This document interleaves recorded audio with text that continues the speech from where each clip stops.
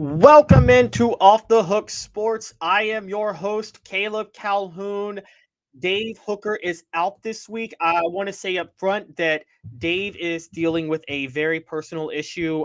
He will be out at least this week. I will keep you guys updated. I can tell you this, he will be back.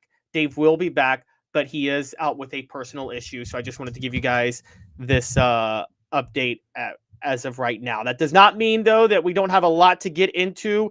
Tennessee adds a transfer from Colorado. We got to cover that and discuss what exactly he's going to do for the Vols, how important he is. Also, the post-spring top 25 rankings are out. And where does Tennessee land in some of them? They're actually outside of the top 25 in one of them, guys. What does that mean? And we're going to discuss that. We also have This Day in Tennessee Sports History. Danny White makes some comments on NIL, particularly Texas's NIL and the money that they are reportedly bringing in. Tennessee spring game attendance was actually really good compared to rankings with other schools as attendance falls across the country. We're going to discuss what that means. Stat of the day and the basketball Vols add a new assistant that suggests they're targeting the city of Memphis. We're going to talk about that. Please hit that like and subscribe button, ring the bell, turn the notifications on. We got a lot to get to, starting with today's tough question. The show, remember, is represented by Banks & Jones, Tennessee's trial attorney, banksandjones.com. Play to win, why settle? Led by T. Scott Jones, banksandjones.com. Also, we are live from the Ted Russell Ford Lincoln studio. That's right, the Ted Russell Ford Lincoln studio. Ted Russell Ford Lincoln is your home for the finest vehicles in Knoxville, new and used, East Tennessee's largest Ford and Lincoln volume dealer, Ted Russell Ford. We get started with today's tough question, and it deals with Tennessee in the transfer portal. Tennessee added a recent transfer, and we're going to get into that right now.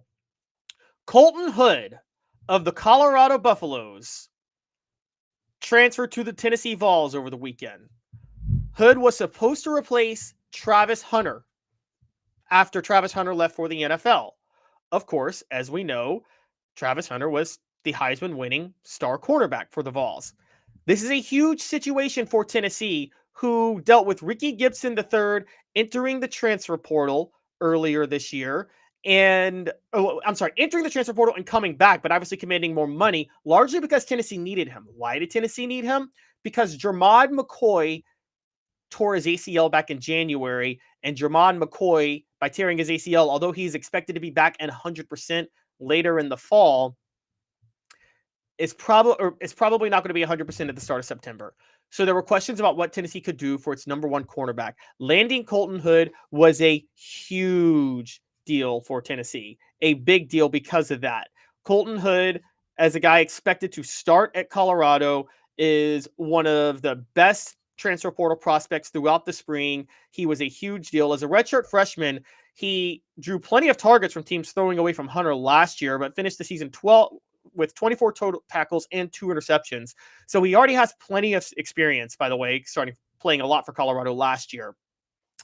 On top of that, he says that the coaches think he's very versatile. This is the Tennessee coaches from Tim Banks and Willie Martinez.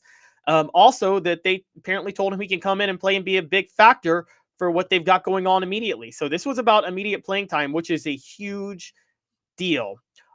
One of the reasons Tennessee was able to add Colton Hood, too, is because Tennessee has a little bit of extra NIL money.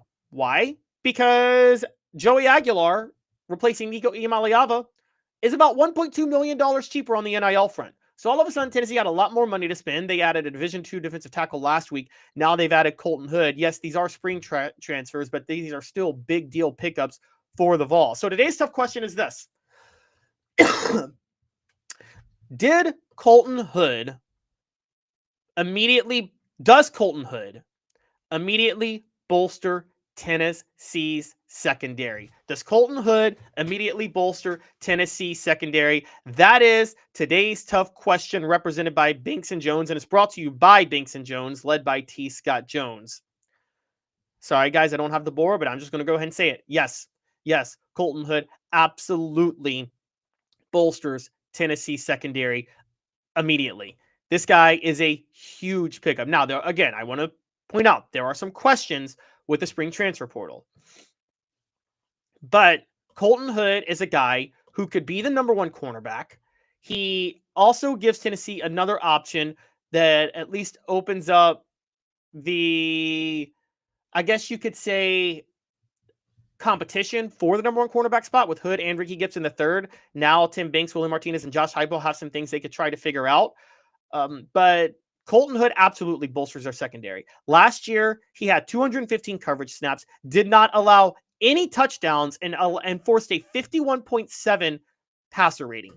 Now, again, Hood and Gibson both were number 2 cornerbacks last year. So with Jermon McCoy not at 100%, and remember, Hood had 2 interceptions and 6 pass breakups, with Jermon McCoy not at 100%, they're going to have to find one of those two guys to be the number one cornerback, because right now the number one cornerback is either somebody who was a starting number 2 cornerback last year and did a good job at it, or Jermon McCoy coming off an ACL tear and trying to get back.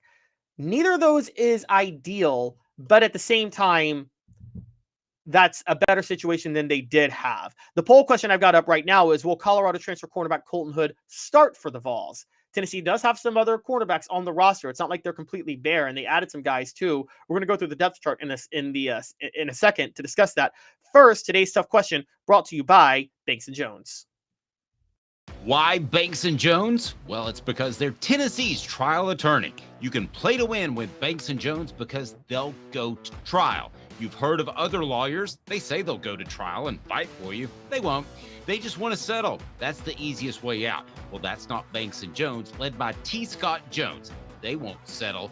They'll go to trial for you. Tennessee's trial attorney when it comes to criminal defense or personal injury. Why settle? It's Banks & Jones. T. Scott Jones. Welcome back. Today's tough question, again, brought to you by Banks & Jones. Is Colton transfer going to immediately bolster? I'm sorry. Will Colton Hood, the Colorado transfer cornerback, immediately bolster the Vols secondary? The poll question is, will Colorado transfer cornerback Colton Hood start for the Vols? 81% of you guys are saying yes. 19% of you guys are saying no. I'm mostly agreeing with the 81%. I do think he's going to be a starter for the Vols. And just to go down Tennessee's cornerback situation real quick, because I think it's important to bring this up. Tennessee obviously has Ricky Gibson III and Jermon McCoy. Jermon McCoy ACL tear, Ricky Gibson III entered the transfer portal for more money and came back, got it, but has never been a number 1 starting cornerback. Jalen McMurray is still on the roster as a cornerback, but again, McMurray is a veteran guy who probably plays more than nickel than anything, so I don't think he would be a guy they could rely on. He'd be more operating with Boo Carter in that regard.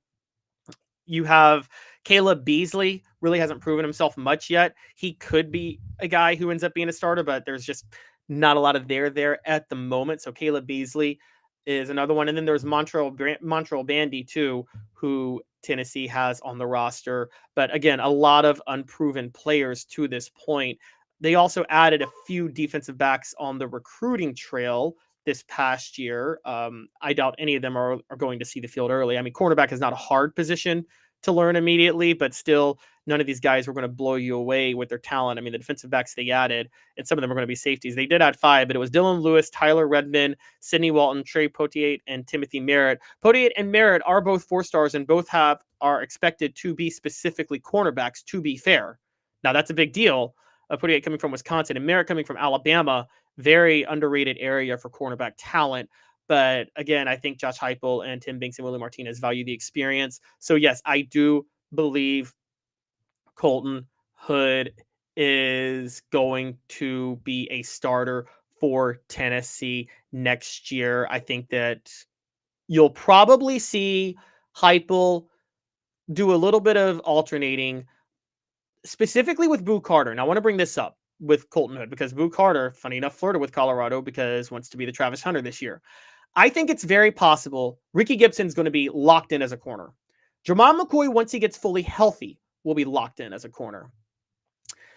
I think at different times, Heupel will alternate Hood with either one of them to give guys rest. And then Jalen McMurray will move into nickel to help Boo Carter, who will need rest too because he'll be taking snaps on offense. That's how I think this is going to work.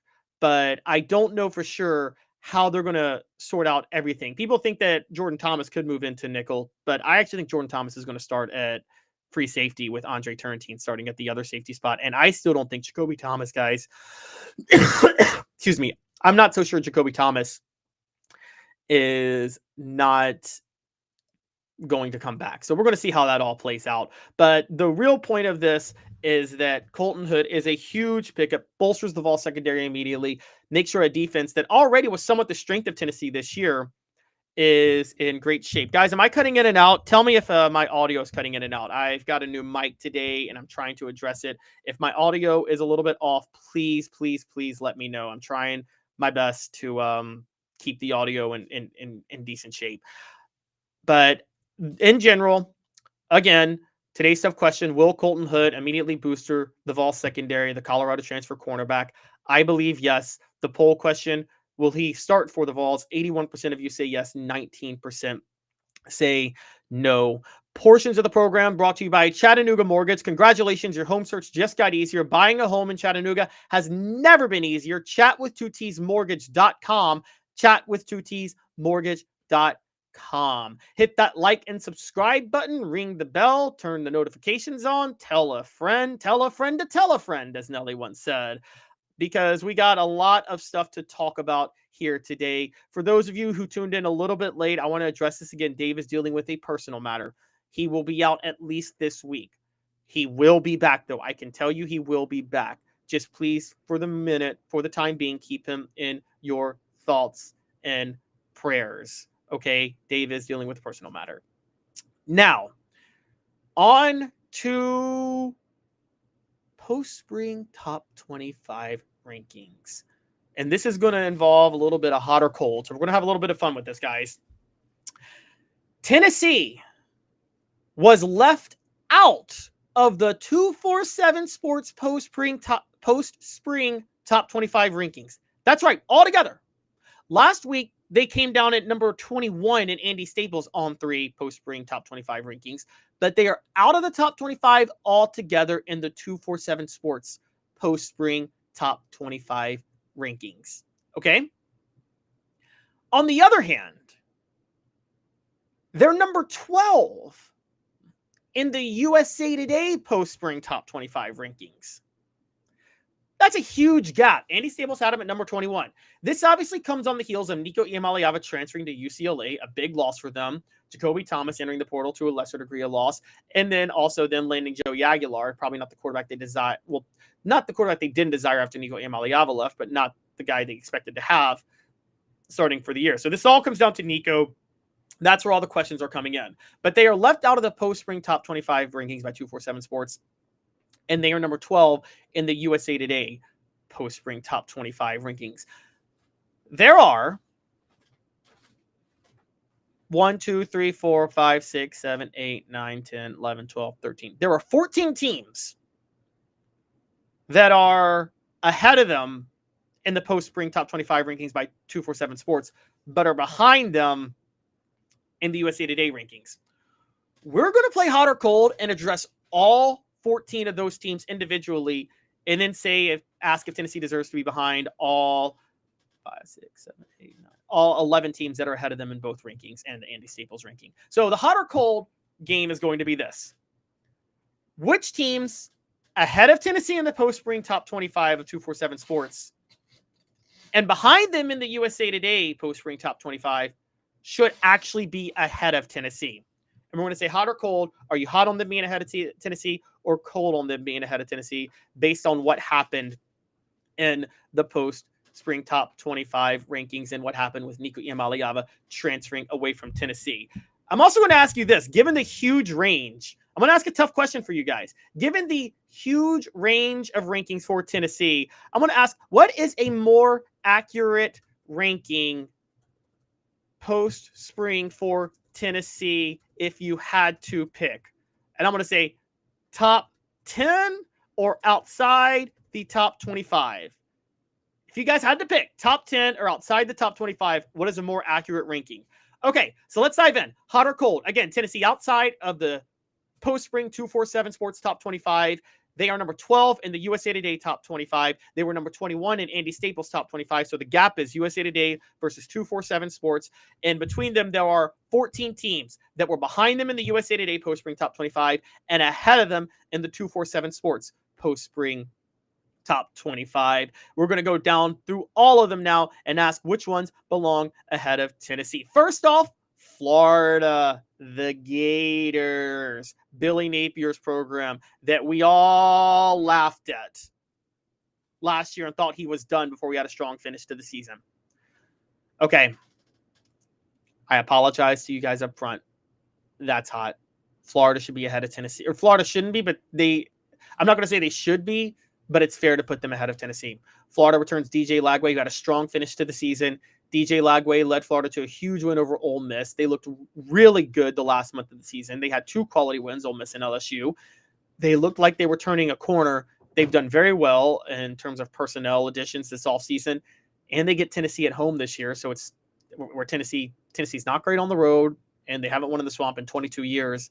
It's really hard to say that there's no way Florida finishes ahead of Tennessee this year. I think it might be actually likely. So Florida, that's hot. Sorry, they have a right to be ahead of Tennessee. SMU, I'm cold on SMU. Sorry, SMU is not going to be better than Tennessee. They may make the playoff over Tennessee, but they're not better than Tennessee. They weren't better than Tennessee last year. They didn't belong in the playoff last year. Arizona State, again, cold. They got into the college football playoff by default last year. I'm not high on them. I don't think the Big 12 is just that good. So Arizona State, I'm cold. They shouldn't be ahead of Tennessee. Michigan, cold again. Sharon Moore, I don't know if you guys saw, suspended for 2 games already. Michigan, there's no way they should be below Tennessee, even with everything that happened. The way Michigan finished last year, I get they beat Ohio State. That's a different type of animal than every other game they play, though. So no, Michigan should not be ahead of Tennessee.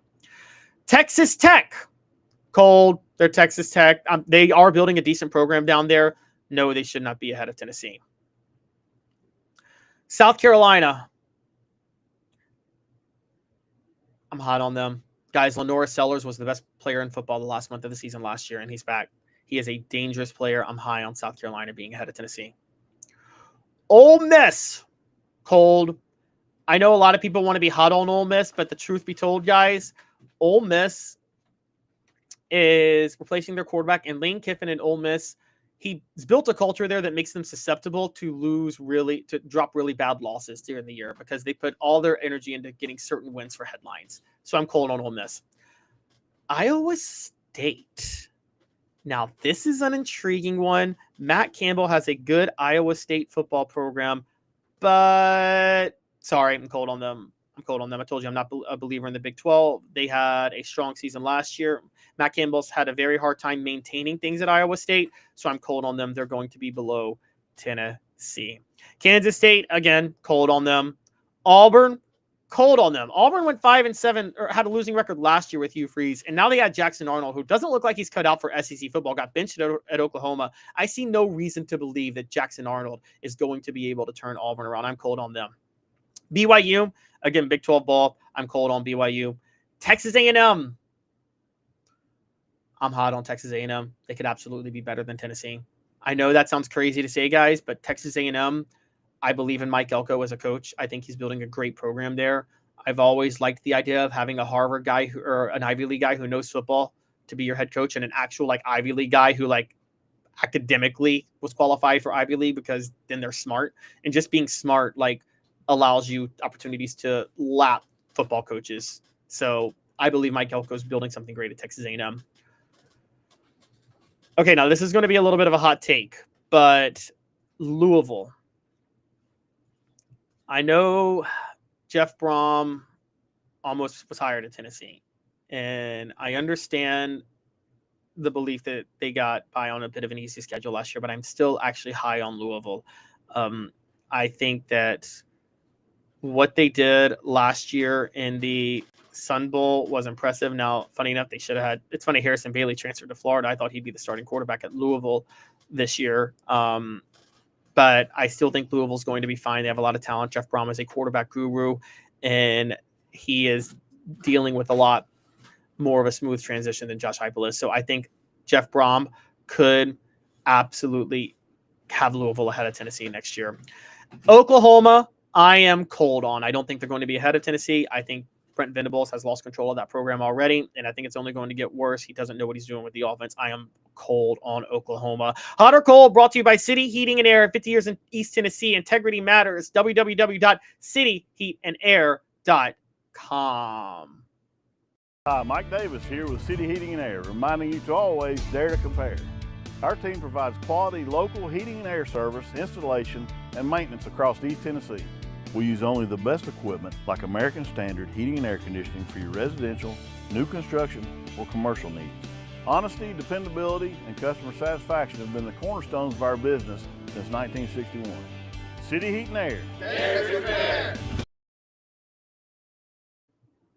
Welcome back to Off the Hook Sports. The poll question: what is a more accurate post-spring ranking for Tennessee if you had to pick? Top 10 or outside the top 25? 67% of you are saying top 10. 33% are saying outside of the top 25. I don't know where I'm landing yet. I think I'm with you guys. I think I'm top 10 would be more accurate, but man, it's close given the questions surrounding the program. Now, the final part of Hot or Cold is this: the schools that are ahead of Tennessee in every ranking. Should any of them be behind Tennessee? Are you cold on any of them?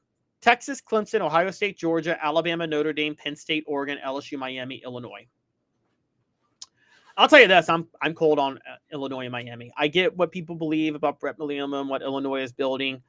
I get the whole Miami thing, but Miami choked last year when they had the number 1 draft pick at quarterback. I don't see how they'll be better this year. And Illinois, it's Illinois. I just have a hard time believing it. So I'm cold on both of those. I'm hot on Texas, Clemson, Ohio. Actually, I'm hot on Clemson because of how they finished last season. So I'm hot on Texas, Clemson, Ohio State, Georgia, Alabama, Notre Dame, Penn State, and Oregon, and LSU. Those all 9, I'm totally fine with being ahead of Tennessee. Miami and Illinois is a totally different story. I just don't see how you could make the case that those 2 schools belong ahead of Tennessee, given what Tennessee did last year, making the college football playoff. It's a bit of an overreaction, if you ask me.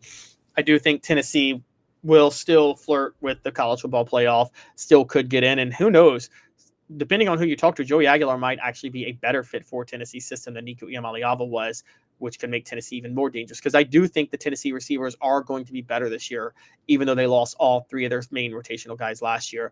They still returned Chris Brazzell, who was a rotational guy. Mike Matthews should be ready to explode, and he's extremely athletic, so he should be in great shape. And Braylon Staley and Boo Carter, and yes, I mean Boo Carter operating in the slot, should be a big deal. So I'm high on both of those. You guys let me know your thoughts in the message boards, but I'm pretty high on all of these guys. I still say, though, Tennessee should be ahead of Miami and Illinois. Sam Straucus points out that I'm acting like all these coaches are better than Josh Heupel, which they aren't. Tennessee's going to be better than last year. I believe that Tennessee could, and I'm not acting like they're better than Josh Heupel, Sam, as far as play callers. But Josh Heupel, the GM, is a bit of a question mark. I just have to say that. His talent evaluation has been a question, and that's what I got to bring up with that. Portions of the program are brought to you by the Hemp House, the premier hemp dispensary, online with a wide variety, great selection, and strict standards. Hemp House Chat with 2Ts.com, Hemp House Chat with 2Ts.com. Use the promo code HOOKED for 10% off. That's right. Use the promo code HOOKED for 10% off. When we come back, we're going to have to address some comments by Danny White on the NIL front. It's going to be what the H, because there are some questions on things he said. Stick with us. 2 minutes off the Hook Sports. We are live from the Ted Russell Ford Lincoln studio. Why Banks & Jones? Well, it's because they're Tennessee's trial attorney. You can play to win with Banks & Jones because they'll go to trial. You've heard of other lawyers. They say they'll go to trial and fight for you. They won't. They just want to settle. That's the easiest way out. Well, that's not Banks & Jones, led by T. Scott Jones. They won't settle. They'll go to trial for you. Tennessee's trial attorney. They play to win. Truly, Tennessee's trial attorney when it comes to criminal defense or personal injury. Why settle? It's Banks & Jones. T. Scott Jones. BanksandJones.com. Now in its 45th year, the second and third generations continue Joe Newbert's commitment. his vision of what this business needed to be, we still try to live up to that. Joe Newbert Collision Center. Community banking is about location and much more. It's about family. We reside in your community. We are a part of your community. At Commercial Bank, our commitment extends beyond the walls of our branches. It's displayed each day in the opportunities we provide, the money we give back, and the time we commit, all to help improve the lives of the people, families, and businesses that make our communities great. Commercial Bank, life made better. Hi, Mike Davis here with City Heating and Air, reminding you to always dare to compare. Our team provides quality local heating and air service, installation, and maintenance across East Tennessee. We use only the best equipment like American Standard heating and air conditioning for your residential, new construction, or commercial needs. Honesty, dependability, and customer satisfaction have been the cornerstones of our business since 1961. City Heat and Air. Dare to compare. Are you ready to get strong? At NFC, we offer top-notch weight training and functional fitness, so you can build strength and improve your performance. Join today at nfc1.com or stop by any one of our 7 EC. Welcome back to Off the Hook Sports, portions of the program brought to you by Hound Dogs of Knoxville. Champions look good in orange. hdknoxville.com. hdknoxville.com. It is time for this day in Tennessee sports history, and we are going to wish a happy birthday to Kyle Phillips, who turns 28 today. Kyle Phillips was a defensive end for Tennessee from 2015 through 2018, was a very solid defensive end, a 5-star out of Nashville, Hillsborough, and then played 3 years in the NFL, 4 years in the NFL, 3 years for the Jets, and 1 for the Saints. Happy birthday to Kyle Phillips. Was part of that Butch Jones recruiting class that was in the top 5 that had everybody believing in Butch Jones back in Tennessee, back in 2015. This day in Tennessee sports history is brought to you by Peak IV Hydration in South Knoxville and Sevierville. Live your life to the fullest. Hydrate, rejuvenate, and elevate your health with Peak IV Hydration. Link is in the chat down below. All right, moving on. We got to talk a little bit of Danny White.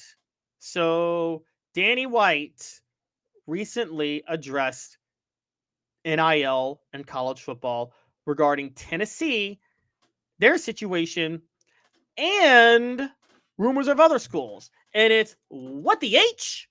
What the H, brought to you by Double D Piping. Danny White commented recently on the report that Texas will spend between $35 and $40 million on its 2025 roster as players are getting paid through multiple different avenues. This comes as it seems like Tennessee is having to move around NIL money, which is a bit of a problem. White told the media via VolQuest, quote, "I think it's hard to know what's true. Numbers have been thrown out. We are as competitive as anyone else in the NIL space. We came out the gate as a leader and continue to have our foot on the gas.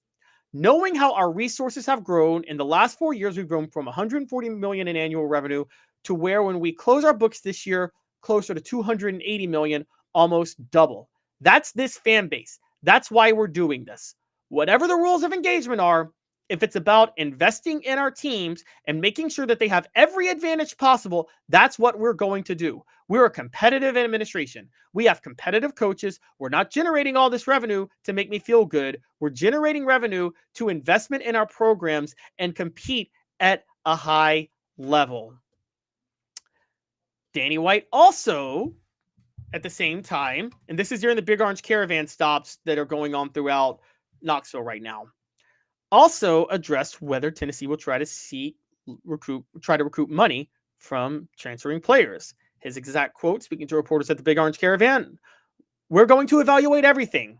Everything's changing so fast. We want to have high integrity with which we talk to young people, whether that's incoming recruits or current student athletes. At the end of the day, we are mission-driven about educating men and women first and foremost. NIL and revenue share is an important piece of the equation. I'm proud of that. I'm happy that kids are getting a piece of the pie now. And we'll continue to elevate how we can organize it better and have more controls over it. Contracts and implications on contracts may become more a piece of that nationally as we move forward. Excuse me. So I'm going to start with this poll question. Is Danny White lying when he brags about Tennessee's NIL situation? You guys can answer this question now, yes or no. Is Danny White lying when he brags about Tennessee's NIL situation? Two things I read into that. Danny White is questioning Texas and whether or not they actually have the NIL funds that they say they have. I'm not so sure if that is a good sign for Tennessee, that Danny White is questioning another program. He was being very political in his statement, but the way he said it, he's very clearly not fully believing that Texas has the NIL money they say that they have. He also isn't planning on recouping money from Nico Iamaleava. He just doesn't want to say that out loud. He wants people to think that that's a possibility because he is trying to help reset the NIL market.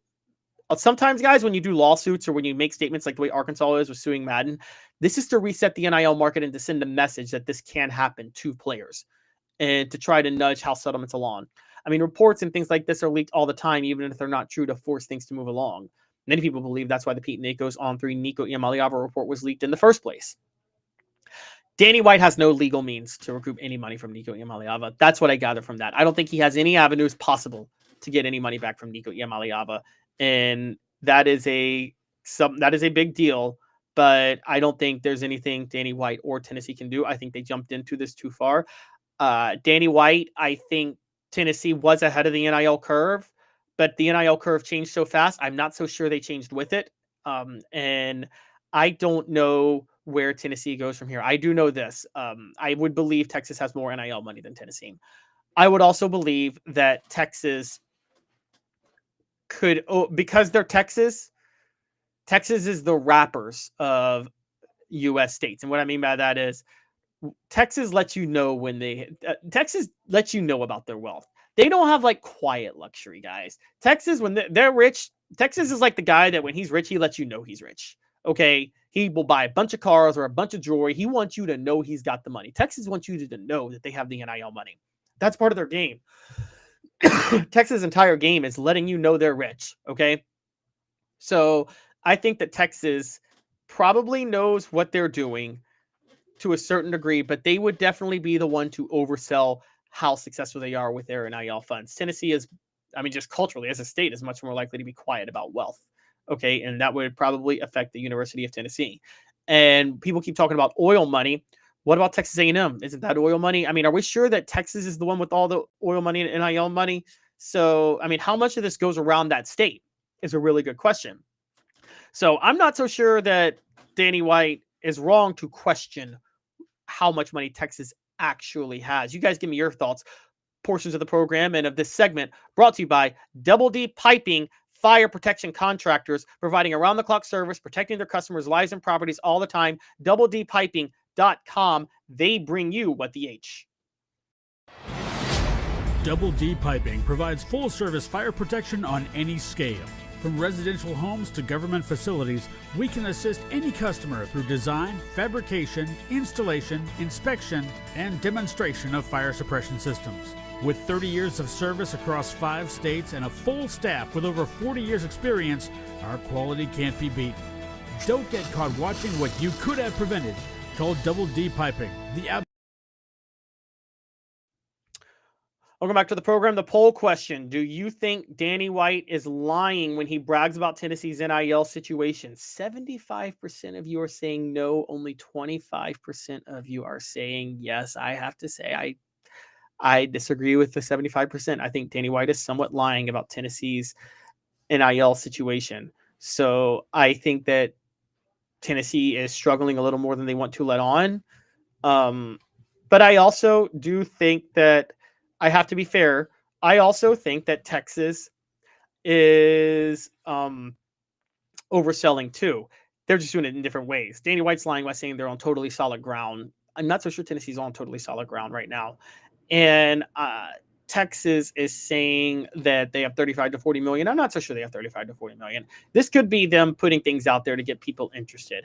A lot of people are bringing up, like Steve Sullivan says, I agree with you, Steve Sullivan, with Texas money. Lots of competition for that oil money, A&M, TCU, etc. General Ursa says all the Texas schools get a chunk of that oil money, some more than others. That is true. And guys, and VFL TexX says Texas shares the oil money with A&M. A&M might be more of the oil school than Texas, though. That's the thing I'm bringing up, guys. Now, as far as the state of Texas goes, like, oil money ain't the only thing there. That's where the big money is, don't get me wrong. But there's a lot of other types of businesses in Texas that bring in a lot of revenue and might want to see Texas do well on Saturday in college football. I don't know how many of them are affiliated with the university. For instance, yes, Tesla's in Texas, but Elon Musk is a graduate of Rutgers from South Africa, lived in Silicon Valley most of his life. I don't see if Elon Musk or anybody with Tesla, I don't see any of them having some sort of like inherent like affinity for Texas or Texas A&M in that regard. So that's kind of a different story altogether. However, in general, I would say I believe Danny White is probably not being entirely truthful about Tennessee's situation, saying they're on top of things, but Texas is also not being truthful on how much money they have. Between who has more, I'm sure it is Texas. The question with Tennessee is a couple of things that works for Tennessee is that Tennessee, I think, is better positioned to get better recruits than Texas. I think Texas recruits are overrated. History bears that out. And they have so much competition for those guys. I also think that Tennessee does think more on the back end with NIL than a lot of schools. So I think that because Tennessee thinks on the back end a lot more than a lot of other schools, I think Tennessee's in great shape most of the time when it comes to the NIL revenue. Whether or not that's going to continue remains to be seen. But I do think that we can safely say that Tennessee on the NIL front is not as wealthy as we thought they would be. If you guys remember when NIL first launched, I said about 7 years ago even, when there were questions on whether or not Tennessee could ever be elite again, I thought that Tennessee should pull the Red Sox, Yankees, set the trend of paying players even when it was against the rules and not even care. Because I thought that they had that type of money. Well, it sounds like a lot of boosters aren't as willing to throw money at players as we thought they were. I mean, I look back now, yes, a lot of them want to see their teams win on Saturday, but they're also business people and billionaires put their money first. And also, more than anything, a lot of these billion-dollar companies have been sold in recent years to other conglomerates. Pilot was sold to Berkshire Hathaway. Berkshire Hathaway cares nothing about the state of Tennessee. So Tennessee they did enter a sponsorship with Pilot, which was a good thing because Pilot's there. They're in the vicinity. But I think that was more of a business side thing for Pilot too, as much as it was for Tennessee, not just a charity giveaway. And that's kind of where this thing is going with NIL money to a certain degree. It's just not coming across as a good investment for a lot of people. We've had Will West on our show talk about that. And I have to say I agree with Will West on that. So again, to the poll question, is Danny White lying when he brags about Tennessee's NIL situation? Yes, 32%. No, 68%.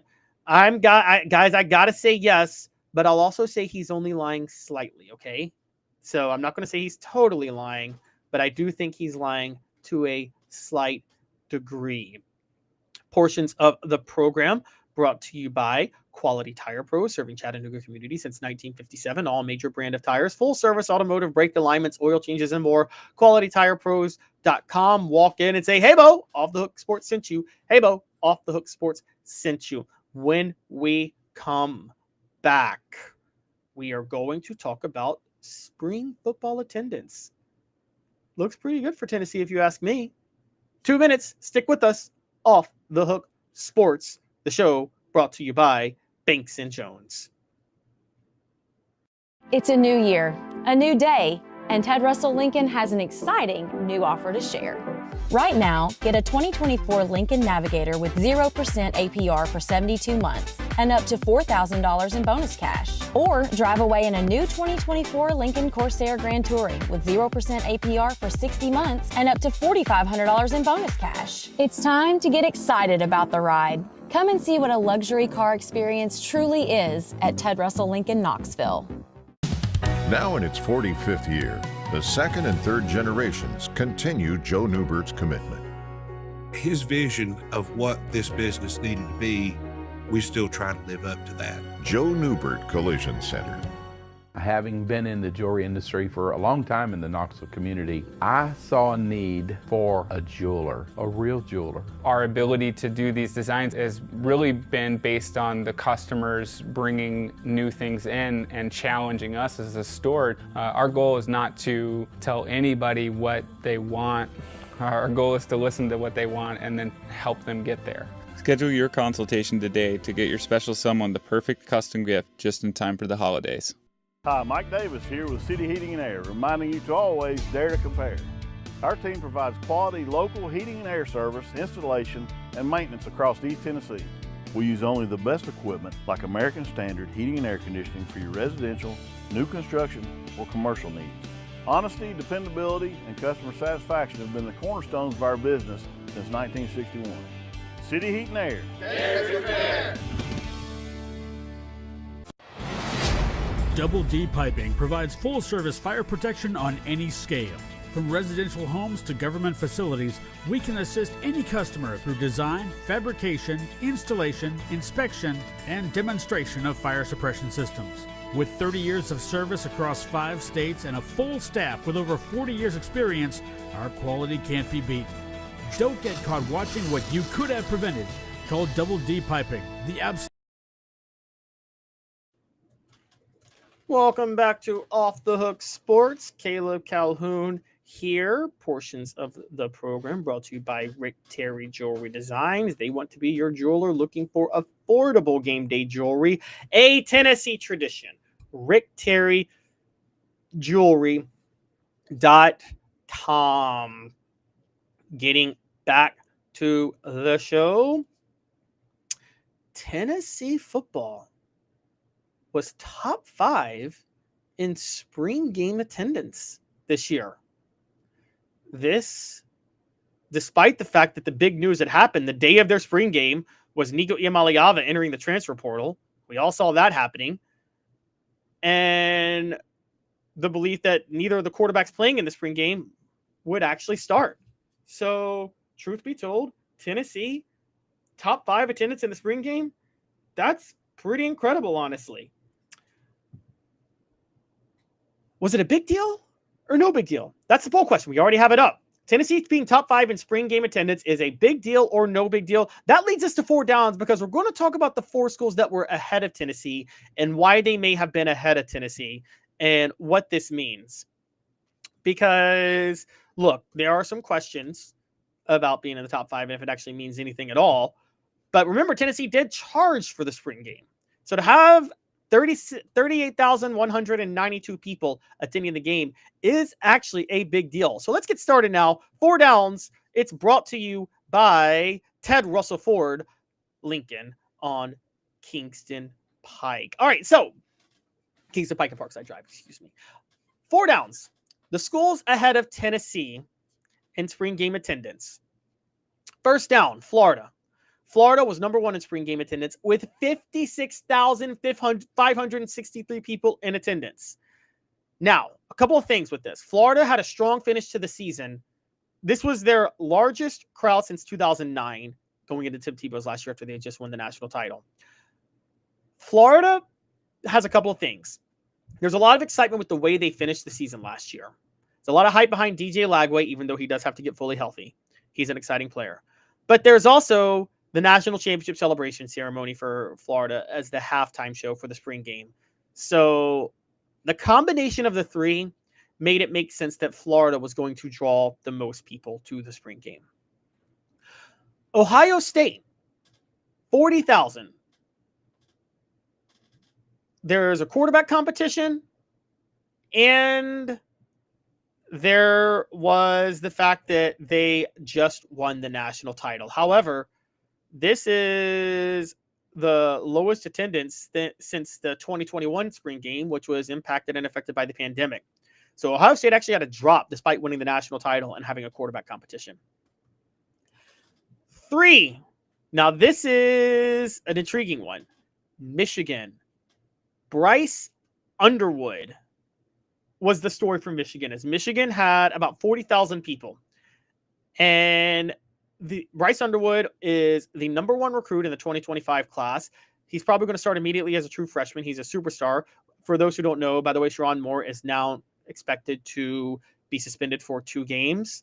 But the talent of Bryce Underwood and the excitement behind that, excitement behind new quarterbacks is always a big deal. That brought out a lot of fans. And so that's where Michigan got the 40,000. That's why they were ahead of Tennessee too. The Big House is also a bigger stadium. 4th down. By the way, that was 1st down, 2nd down, and 3rd down. I was doing 1, 2, and 3. Before we get to 4th down, portions of the program brought to you by Ted Russell Ford Lincoln Studios. Like a blast from the past, the Super Dealer is back. Look to the skies, Knoxville. The Super Dealer is fighting for price, service, and the American made. Ted Russell Ford is East Tennessee's #1 volume Ford dealer. Save up to $4,350 on a new Ford F-150 XLT or get into a new Ford Ranger XLT with no payments for 90 days. Come see the Super Dealer today at either Ted Russell Ford location. 4th down, the school ahead of Tennessee, the final school ahead of Tennessee of the 4 schools ahead of them in spring game attendance was Oregon. Oregon filled more than half their stadium as they had 38,467 people in. Now, spring game is a big tradition for Oregon. It's kind of like a gimmicky, fun thing that they do. Part of this was they had a lot of transfers with the #5 ranked transfer class. With a lot of people expected to start, a big depth chart upheaval, a lot of new guys coming in. Also, they were 13-0 last year before losing the Rose Bowl in their first college football playoff game because they ran into a buzzsaw with Ohio State. But there's still excitement, particularly with Dan Lanning and the way he's building Oregon. He's building it like an SEC program out west, and people love that, and people see that. So that's why they're #4. Now, Tennessee at #5. Tennessee at #5, here's what's so interesting about this. Remember, guys, the question with Tennessee at #5, with just over 38,000 fans, which was the 2nd largest spring game in the SEC, was the Nico Iamaleava story. Nico Iamaleava, the On3 report with Nico Iamaleava leaked Thursday night. Nico Iamaleava skipped practice Friday. That was the Thursday and Friday before the spring game. And then the Saturday of the spring game, the news broke that Nico Iamaleava entered the transfer portal. So why did Tennessee do so well in attendance? Was it because fans had already bought tickets expecting to see Nico Iamaleava? Was it because people wanted to see George McIntyre and Jake Merklinger play and how the team did after Nico Iamaleava transferred? So what was it? Did Nico Iamaleava's transfer hurt or help Tennessee's spring game attendance? That's the real question. I'm going to set that up as a poll question now. First, Tennessee's being top 5 in spring game attendance is a big deal. You guys say 73%. No big deal, 27%. How about this? Why was Tennessee top 5 in spring game attendance? Why was Tennessee top 5 in spring game attendance? Fans thought they would see Nico, or the Nico transfer storyline. How about that? Why was Tennessee top 5 in spring game attendance? Fans thought they would see Nico, the Nico transfer storyline. I think it's because fans thought they would see Nico. I think fans bought tickets to the spring game expecting to see Nico Iamaleava. And quite honestly, I think if Nico Iamaleava had not transferred, you might even see more people at the game. I think the same. Well, I take that back. Since the tickets now cost money, the same amount of people were going to go no matter what. But I don't think people bought tickets to the game because Nico transferred. I think they were going expecting to see Nico. You weren't going to glean too much from the other 2 quarterbacks that hadn't taken first team reps all year with the team. So with that in mind, I think that fans with Nico Iamaleava thought they were going to see Nico. And the interesting part about that is that means that Tennessee, I think their top 5 spring game attendance was authentic. #6, just for a few other people, South Carolina was #6 at 36,358. Obvious, strong finish to last season. Lenora Sellers is back, superstar. Auburn, #7 at 30,000, which is slightly below average across the last decade. Even though Hugh Freeze has had underwhelming results and been a big disappointment, the addition of Jackson Arnold is going to draw a lot of fans that were interested. Intriguingly, Washington had over 20,000 fans. went all in on marketing the spring game while everybody else was canceling it. That's a lot, by the way, from Washington out in the Pac-12. They have a ton of experience out in the Big Ten, which was Pac-12 country, I guess. They have a ton of talent to replace on defense. They are 2 years removed from the national title game. Colorado is number 9. Colorado's number 9, 20,430. Shedeur Sanders and Travis Hunter being gone made people more interested in what the program's doing, plus the excitement with how Deion finished last year at Colorado, going 9-4. But then Shedeur Sanders and Travis Hunter coming back to have their jersey retired was going to draw some fans, but that was actually the smallest attendance. Excuse me, that was the smallest attendance of the Deion Sanders era. And number 10 is Clemson, 17,000 to 19,000, less than half the tally that they had last spring, but doesn't really reflect the sentiment around the program. Again, spring games just aren't the same draw anymore.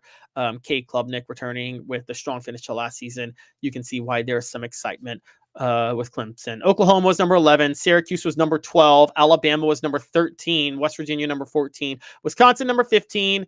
And then Louisville, Miami, North Carolina, Indiana, Texas Tech, and Arizona all were among the top 25 rankings too. Those are all the ones estimated to have above 1,000 at the game. How about that? One of the ones that stand out to me, Alabama being down where they were, which was at number 13. That shows you the spoiling of Alabama fans, man. I'm telling you, they had, what was it? They sold out for Nick Saban's first A-Day game in 2007 because they were so desperate for success and so excited, and they knew what was coming. They had 60,000 last year just for Kalen DeBoer. They're souring on him fast, and I think that's totally unfair. By the way, Syracuse being number 12 though is a different story. Them being in the top 20 shows excitement about Fran Brown. He had a spring game attendance record last year, and while there was a drop this year, I think that's, again, spring game excitement is just dwindling in general. And I think Fran Brown getting 14,483 people at the game stands out on its own. He deserves a lot of credit for that. And so remember this, Syracuse never had more than 6,000 people at a spring game before Fran Brown arrived. They know what he's building. And again, it's a big deal for Tennessee because, as we know, Tennessee opens the season against Syracuse this year in Atlanta at the Mercedes-Benz Superdome on August the 30th, and there are now questions about that game because of Tennessee's quarterback situation. As far as the poll question goes, why was Tennessee top 5 in spring game attendance? 44% of you say fans thought they would see Nico. 56% say the Nico transfer storyline. I'm actually with the 44%. I think it's because fans thought they would see Nico. I don't think the morning of people thought, oh, Nico's not going to be there anymore. Let's buy tickets to the spring game to see quarterbacks who we didn't expect to see all year, who we don't think will be the starters next year anyway, and who didn't take any first team reps during spring practice. I don't think anybody thought that, guys. I'm sorry. So I think it was about, but that actually shows that's a testament to Tennessee fans for having already planned to go see Nico Iamaleava. They were expecting to go to the spring game. Portions of the program are brought to you by Sports Treasures, carrying over 5 million sports treasures and so much more. Follow on Facebook for the best sports memorabilia, daily updates, facebook.com/sports treasures TN, facebook.com/sports treasures TN. And now it is time for the stat of the day, and we're going to have a little fun for the stat of the day, okay? And it involves Tony Vitello. Auburn beat Tennessee in baseball 8-1 Sunday to win a rubber match. But Tony Vitello got ejected in the game. I just want to show Tony Vitello's ejection. It is pretty epic stuff, guys. We're going to share it right now. This was Tony Vitello's ejection from Tennessee's loss to Auburn on Sunday. Vitello at his goes out with the up, getting mad. Look at this. Perfect timing, by the way, to play the music they're playing.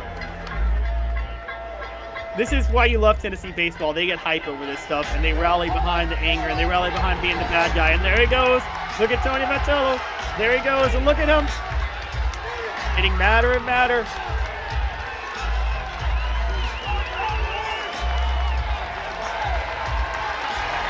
And look at the fancy draw. Look at the report he draws.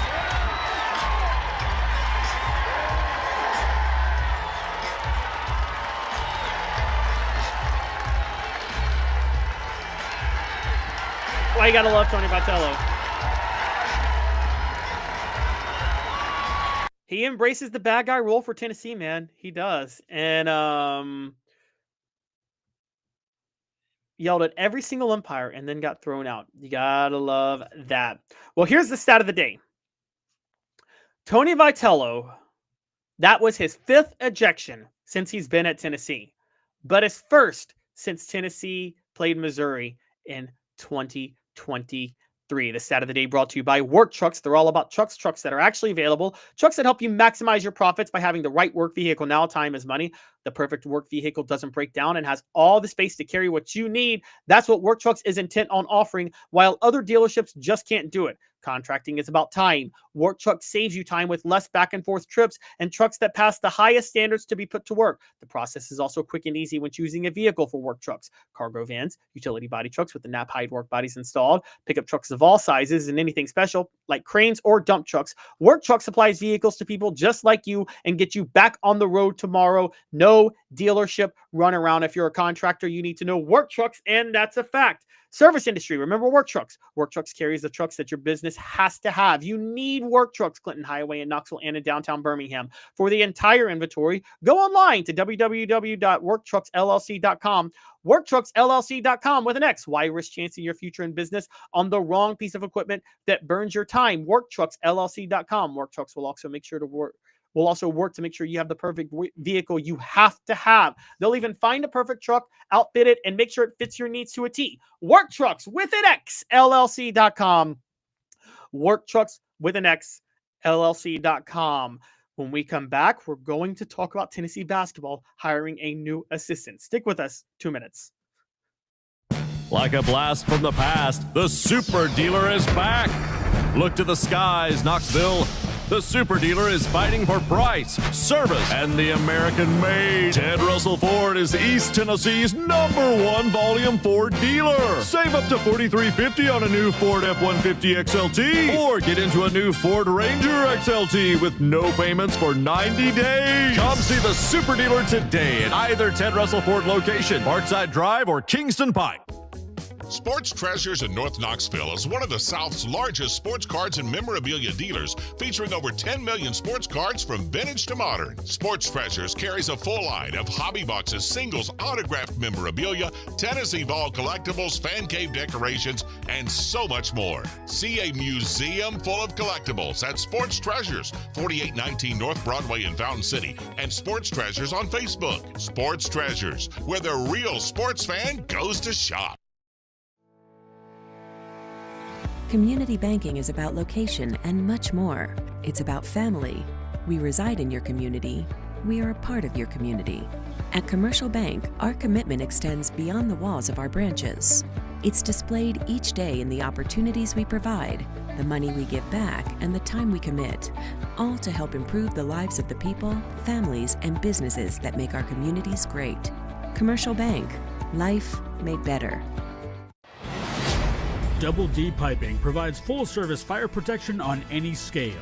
From residential homes to government facilities, we can assist any customer through design, fabrication, installation, inspection, and demonstration of fire suppression systems. With 30 years of service across 5 states and a full staff with over 40 years experience, our quality can't be beaten. Don't get caught watching what you could have prevented. Call Double D Piping, the absolute. Welcome back to Off the Hook Sports. Portions of the program are brought to you by the UPS Store Hardin Valley, helping individuals and small businesses, wide range of products and services, locally owned and operated. The UPS Store Hardin Valley, 10629 Hardin Valley Road. We close today's show with Rick Barnes naming a new assistant coach to the Tennessee basketball program. Tennessee basketball assistant Rod Clark has left the Vols to join Darren DeVry's first-year staff at Indiana. Clark has been with the Vols since 2021. He was 28 at the time. I think everybody wishes Rod Clark the best. He did a very good job as Tennessee's assistant. But Rick Barnes is going for youth a little bit and recruiting, as he has hired Amorrow Morgan as the new assistant coach for Tennessee basketball. Morgan is an assistant, or has been an assistant, with Cal for the last 2 seasons. That's right, the Cal Golden Bears. Cal Golden Bears are led by head coach Mark Madsen, who went 13-19 his first year, 14-19 his second year, but has had success at other places, including Utah State. Morgan had been with Loyola Chicago before he was at Cal. For those who don't remember, Loyola Chicago went to the Final Four with Sister Jean, beating Tennessee in 2018 within the last second shot. He helped Loyola Chicago go 25-8 in 2 years and win a conference title and make a 10 seed in the NCAA tournament. And 5 players collected postseason all MVC, Missouri Valley Conference honors in 2021-22. Before that, he was at South Alabama from 2018 to 2021, including time as an associate head coach, helping them have multiple 21 seasons. Before that was at Nicholls State and helped them go 21-11 and win a regular season crown, their first in 20 years, and the first time exceeding 20 victories in 23 years. And he also had experience at Henderson State and Arkadelphia, Arkansas from 2015 to 2017, was an assistant at Our Lady of the Lake in San Antonio, Texas in 2014-2015, and played himself in the Big Sky. So he got his coaching start at Illinois Springfield. He graduated from Idaho State. So he's been to Texas, to Idaho, to the East Coast, Texas to Idaho, to Alabama, to California. This dude has been all over, to Chicago. Amorrow Morgan has been everywhere. But here's the key point I want to bring up. Amorrow Morgan hails from Memphis, Tennessee. He is a volunteer state resident. His hometown is Memphis, Tennessee. That's right. So he brings in-state experience. And coming from Memphis, I think there is an interesting point to this story with Amorrow Morgan going to Tennessee. Because I believe that Amorrow Morgan might be getting targeted because, and this is a big deal now, I believe they're targeting him, or Tennessee hired him, because they want to be able to recruit the city of Memphis.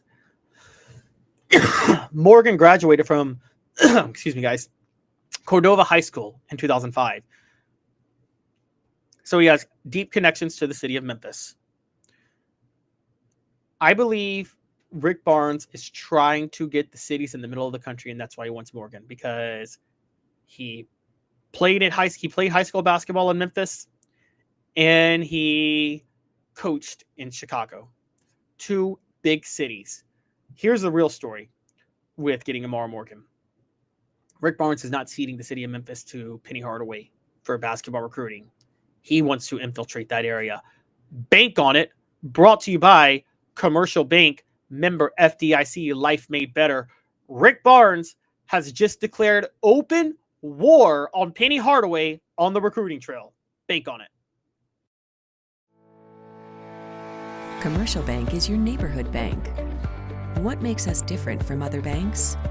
We understand that every customer has unique opportunities, challenges, and financial concerns. We don't expect you to fit into the same box as the next person or business.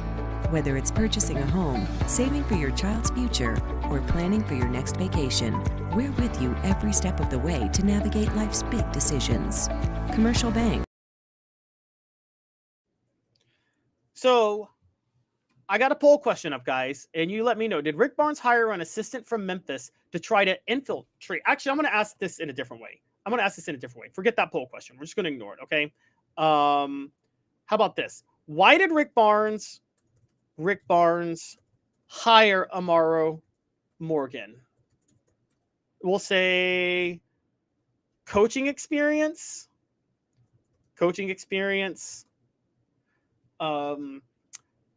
connections across the country, youth, or to infiltrate Memphis. You guys let me know. Why did Rick Barnes hire Amorrow Morgan? Coaching experience, connections across the country, youth, or to infiltrate Memphis? Youth isn't really even a thing, so I don't know why I said that. Amorrow Morgan is 38 years old, so I mean, it's not really a youth thing.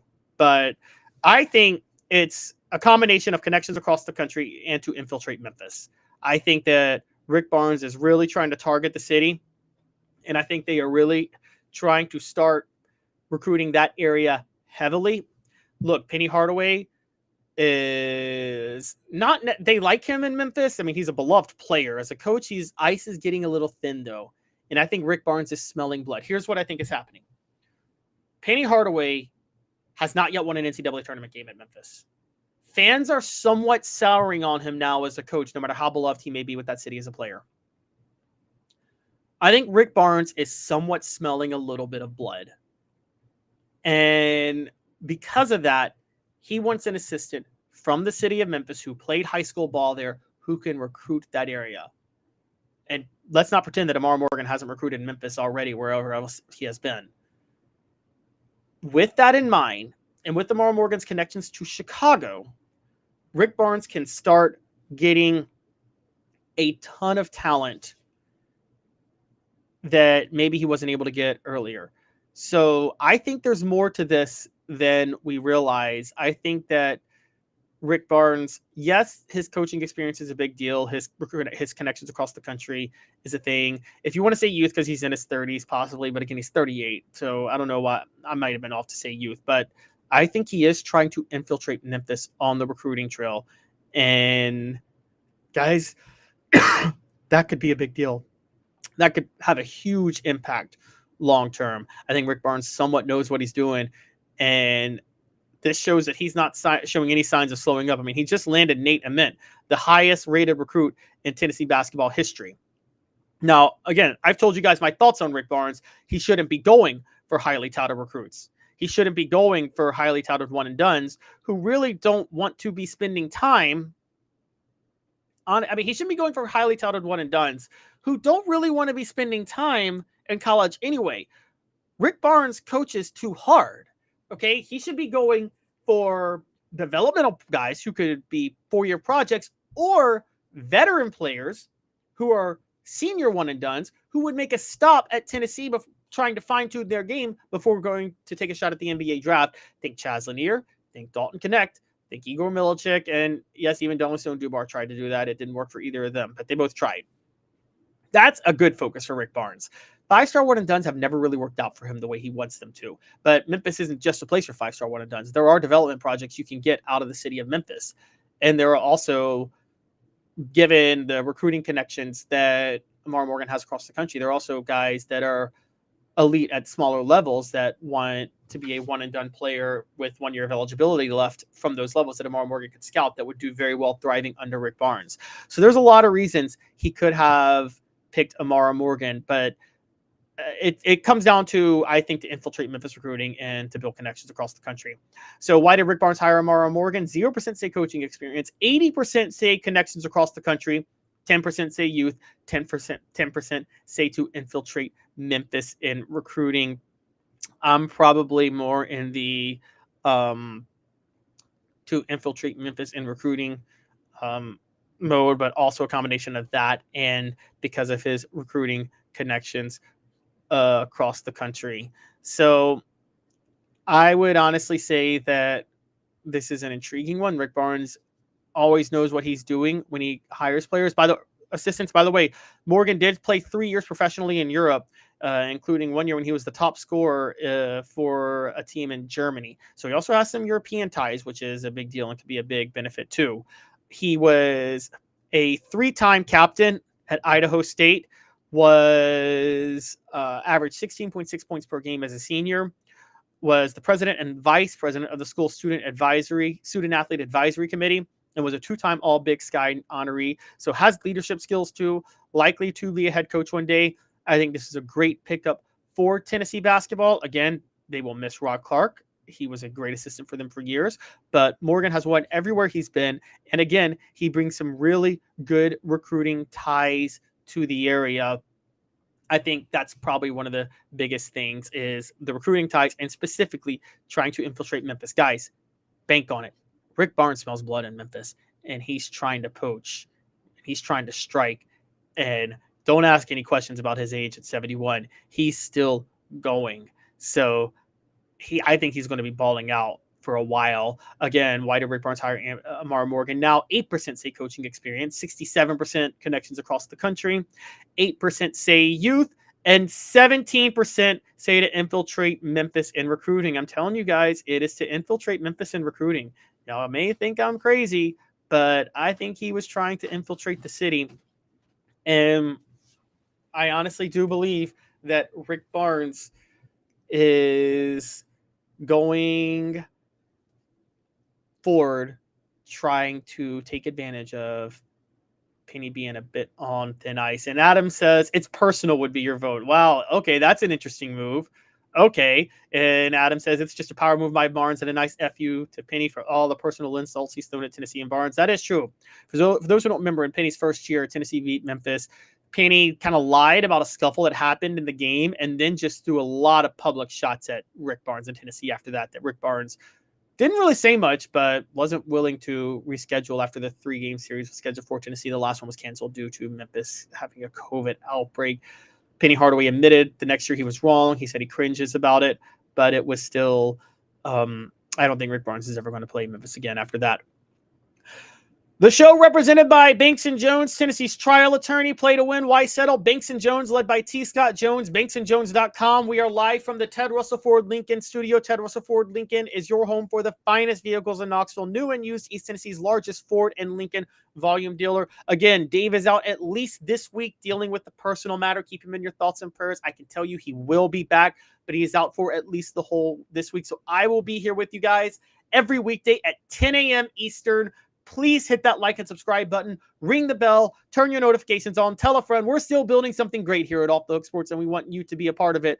So thank you guys all for tuning in with Caleb Calhoun. This has been a presentation of Off the Hook Sports.